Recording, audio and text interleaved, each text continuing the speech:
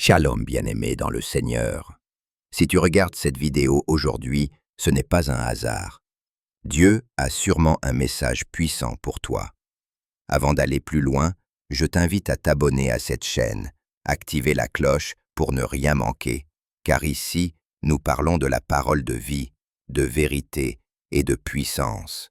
Aujourd'hui, je vais te révéler 10 signes bibliques que Dieu prépare une grande bénédiction dans ta vie. Si tu remarques ces signes, ne doute plus, le ciel est en train de s'ouvrir pour toi. Tu passes par une saison de brisement. Comme Joseph, Dieu permet parfois l'injustice, la trahison ou la prison avant l'élévation. Genèse 37, 41. Le brisement précède souvent la bénédiction. Si tu traverses des épreuves, c'est peut-être le signe que Dieu t'élève. Tu ressens un profond changement intérieur. Philippiens 2,13 dit « Car c'est Dieu qui produit en vous le vouloir et le faire, selon son bon plaisir. » Quand Dieu prépare une bénédiction, il commence à transformer ton cœur et tes désirs. Tu perds certaines relations ou opportunités. Jean 15,2.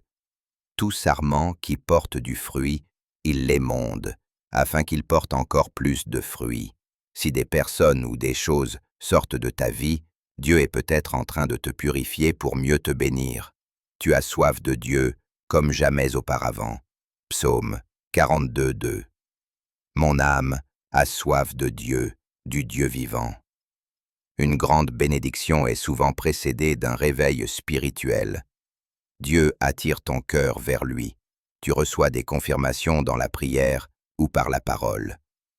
Dieu confirme souvent ses plans par des rêves, des prophéties ou une lecture qui touche ton cœur. Jérémie 33,3. Il te parle et te prépare. Tes ennemis se lèvent sans raison apparente. Quand Dieu prépare ton élévation, l'ennemi réagit. C'est ce qui est arrivé à David face à Saül, 1 Samuel 18. Ne crains pas, Dieu combat pour toi. Tu es poussé à pardonner, même l'impardonnable. Dieu ne libère pas la bénédiction sans que le cœur soit pur. Matthieu 6,14 dit que pardonner attire la faveur divine. Si tu ressens le besoin de libérer quelqu'un dans ton cœur, c'est un signe. Tu fais preuve d'une foi inhabituelle dans l'adversité. Hébreux 11, 1. Or la foi est une ferme assurance des choses qu'on espère. Si malgré les circonstances, tu continues à croire, c'est que Dieu t'équipe pour la bénédiction.